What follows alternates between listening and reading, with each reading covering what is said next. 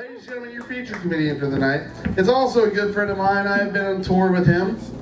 He has a podcast called Topher and Nick's Pop Culture Picks. You should check it out. My good friend, the very funny Mr. Topher Riddle!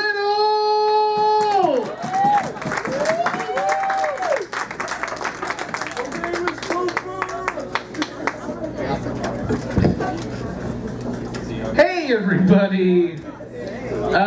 Yep, that's me, Topher. My name is Topher.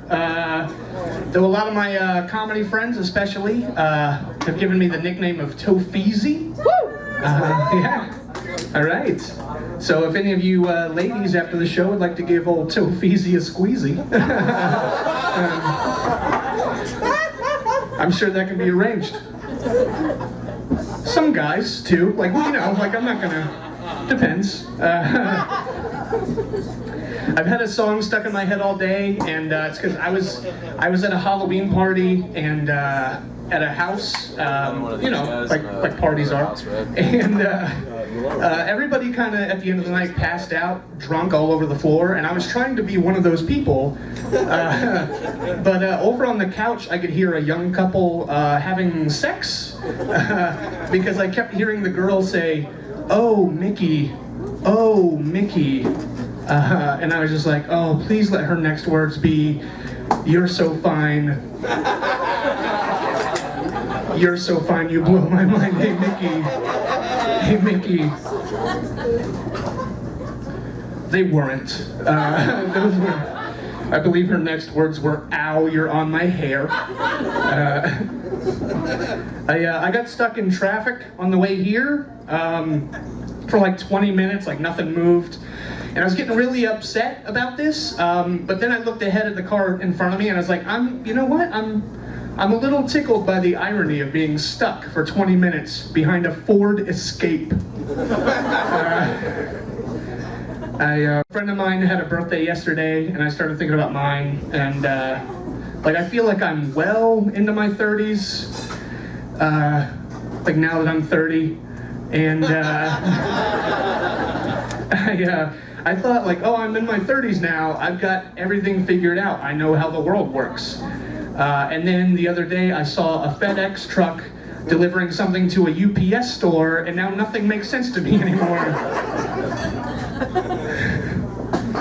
I'll tell you what I did learn. Turned 30 and learned that if you put peanut butter on Little Debbie's Swiss cake rolls, that is quite good. And so now that well, all right. That was way, I will admit that it was way too much for what I just said.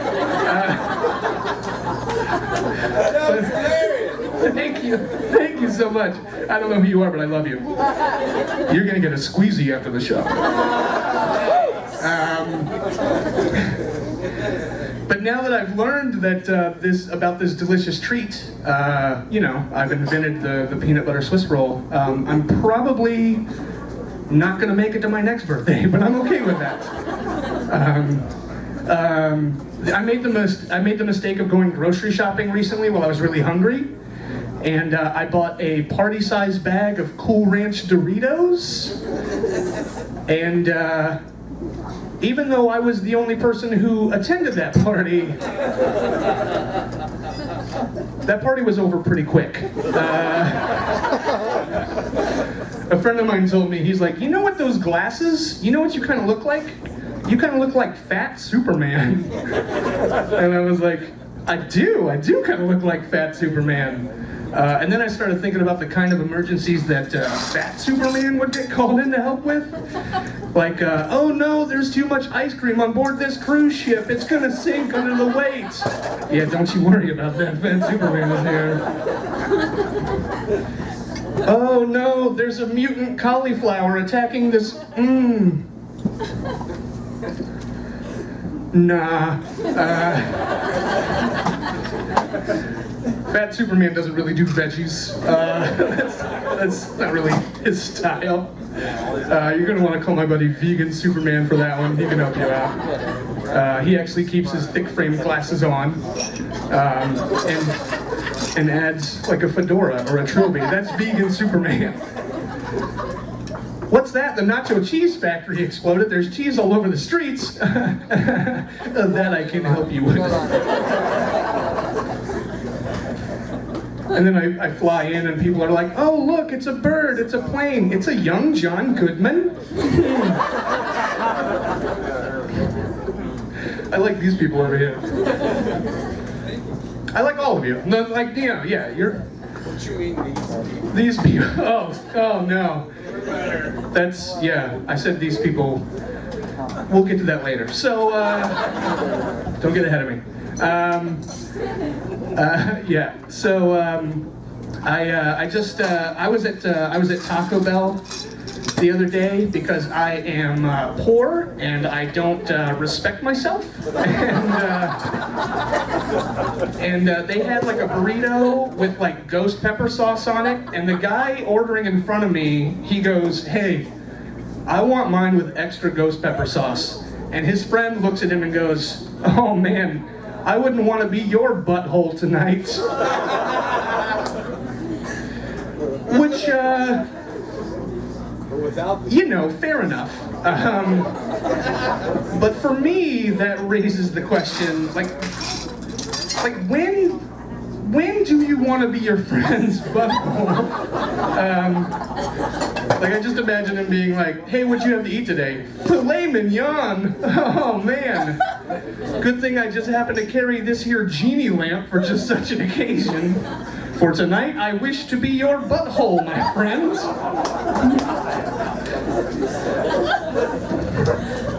I apologize.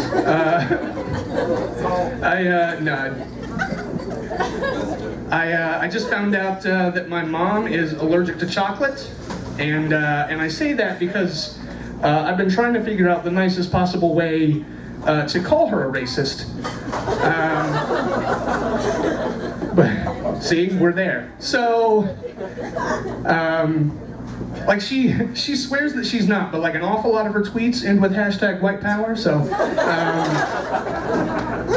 and it's weird because like she raised me, she raised my sister, and we did not turn out racist.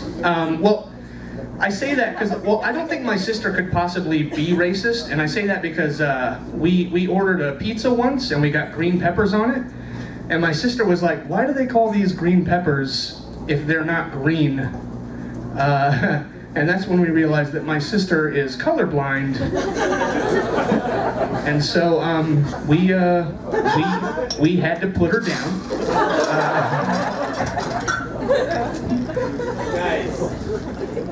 Yeah, she's dead now. So my sister, she's dead. So no, she's fine. I can call her right now. I'm not gonna, but she's, you know, because she's dead.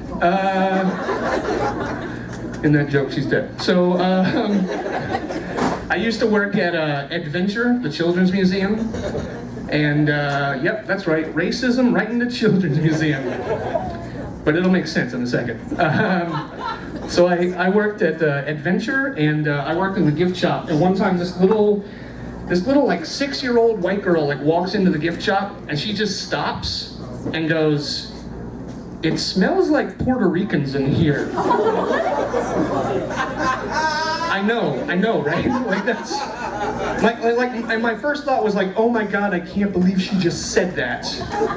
And then my second thought was, oh my god, like a half hour ago, there was a family in here on vacation from Puerto Rico. How did she do that? It's like her nose has racist superpowers. A lot of times in the gift shop, it'd be really slow. There'd be no customers, and a friend of mine was like, "Isn't that really boring? You're just in there with nothing to do." And I was like, "No, because that's when I'm getting paid to daydream." Like sometimes I would just be in there and I would think things like, wouldn't it be cool if A, Liam Neeson had a daughter in real life, and then B, he brought her to the Children's Museum, and then C, they got separated so that she had to come to us for help finding her dad, so that we then D had to get on the loudspeaker and go, Liam Neeson, we have your daughter. And then E, he kills all of us with his particular set of skills. It was a terrible Liam Neeson impression. I don't know what that. All right, moving on. One time in the gift shop, a lady came up to me and she was like, "Hey, can I talk to you about Jesus?" And I was like, you know what? I think we both know that no matter what I say to you right now, you're going to tell me about Jesus. So let's just do this. And she did. She proceeded to tell me all about Jesus. And it made me think, like, the next time this happens, I'm gonna pretend like I think they're talking about a mutual friend of ours. Yeah, so the next time somebody is like, "Hey, can I talk to you about Jesus?" I'm gonna be like, "Yeah, what's that old rascal up to these days? You know, I heard he lost his job because he didn't show up for a while. He just disappeared for 3 days, like, and then came back like nothing happened. Like, come on, Jesus, what are you doing? What are you doing? Classic Jesus, that's what that is." My favorite was that same lady, while she was telling me about Jesus, I look over her shoulder and her daughter is picking up a handful of pencils with our museum logo on them and putting them in her pocket while she's looking at me. And like, I didn't even report her because I was so impressed by the balls on this little girl. That she picks up a handful of pencils, puts them in her pocket, all while maintaining eye contact, as if to say, "Your move, douche."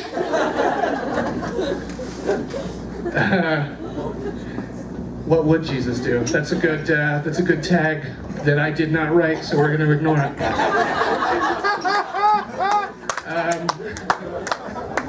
But I will do that from now on. So thank you.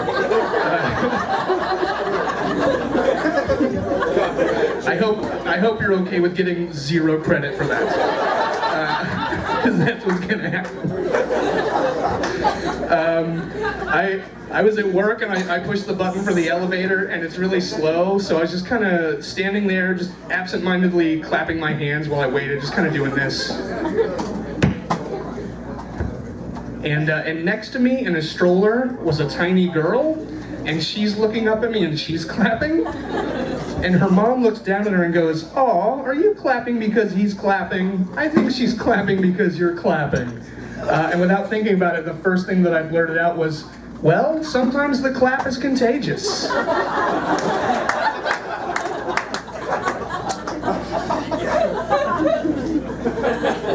So you remember how I said I used to work there? Yeah, I used to. I don't work there anymore. And for a while I enjoyed the freedom, but then I missed having, you know, like money to do things.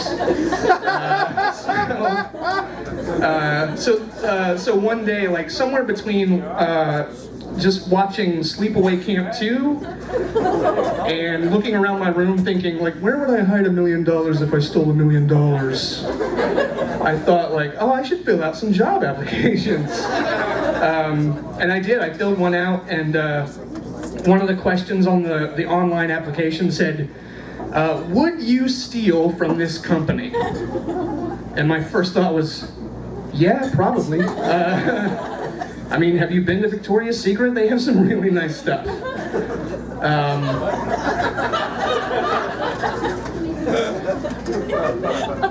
That's right, picture it. So... Nice. Thank you, thank you. What would Jesus do? So... Not that. Not that? That's probably true. So, but yeah, the way the question was set up, it was like, click 1 for I definitely would not steal from this company. And then click 5 for I definitely would steal from this company. And then I guess 2 through 4 are varying degrees of, you know what?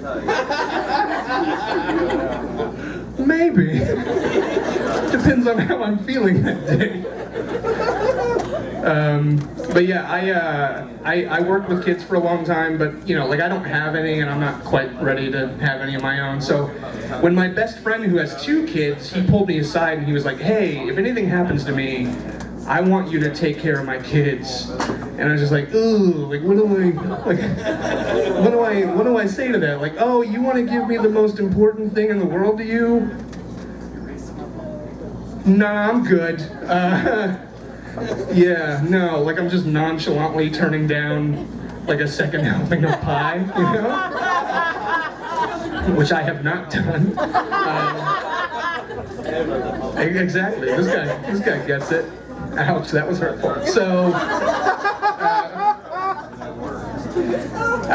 yeah, my friend, we almost got an apartment together in this really crappy part of town. And he was all excited about this, just to move out of his parents' place. He's like, isn't this place amazing? And I was like, yeah, and I love how cheap the rent is, you know. That way we can afford to keep rebuying things every time we get robbed in this neighborhood.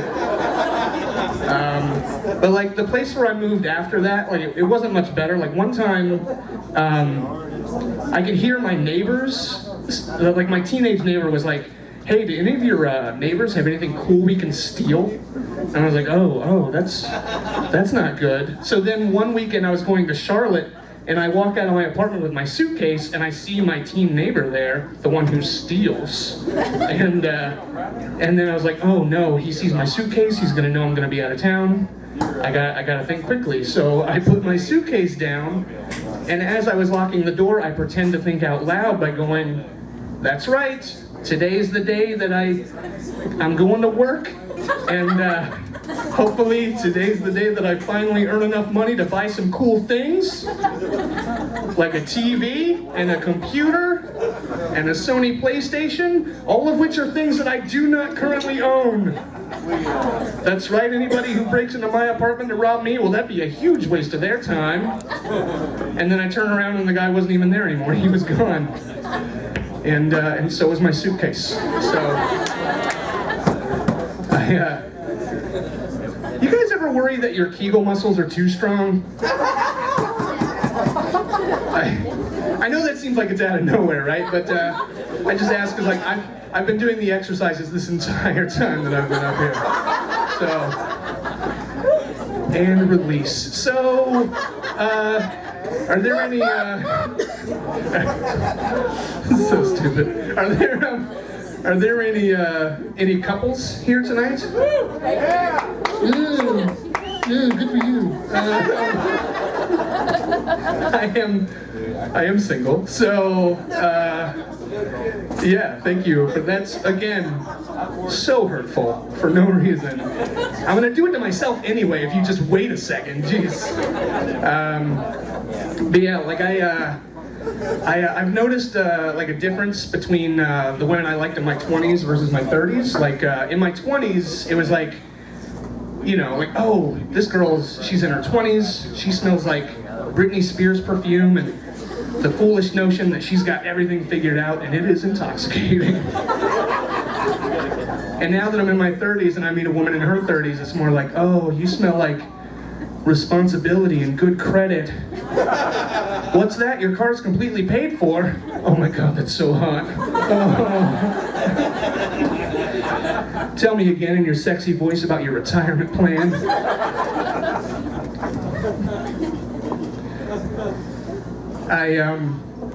Yeah, it's not really my style just to walk up to women and talk to them. Like I'm a little shy. Like my style is more like, oh, that girl over there is really attractive. I sure hope she checks the misconnection section on Craigslist tomorrow. Which is crazy because like I've done cool things. Like I used to be a rodeo clown. I used to be a stunt performer jumping off buildings at an amusement park. It just feels weird to work that into the first conversation with a woman, so, you know, then I gotta figure out ways to slip that information into my comedy act, so.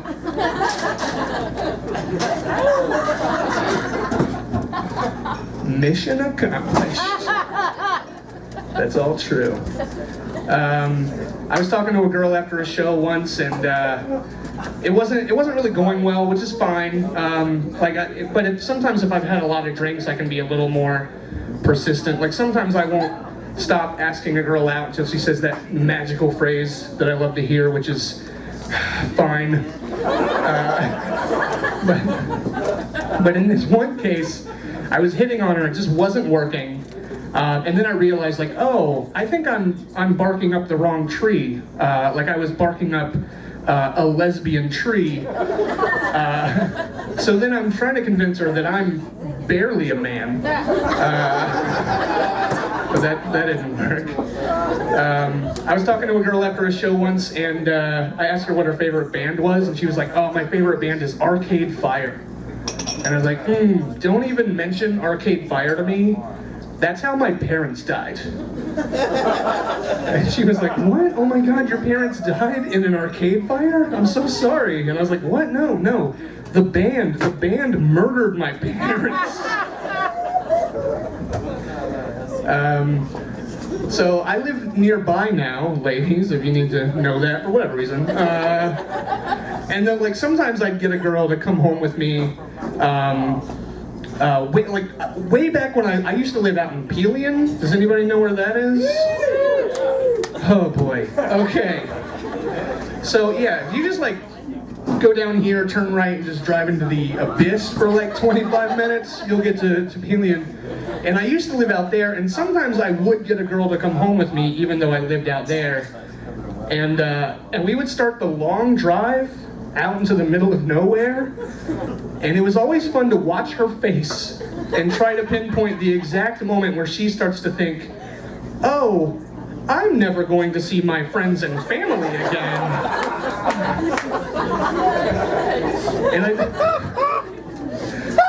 And I'd see that look on her face and try to calm her down by saying, relax, I'm not going to murder you. Which I realize now is like one of the worst things that I could possibly say. Like, that's only slightly better than if I'd said, that's right, I'm going to murder you. Now please be quiet while I listen to the entire Frozen soundtrack to mentally prepare myself for what I'm about to do. That Halloween party that I went to on Saturday was in Pelion, and I drove a girl out there, and on the way out to her friend's house, she was like, yeah, like I live out this way. And I wanted to be like, ha, nice try, but you're still getting murdered. Yeah, that's it for me, you guys. Thanks so much.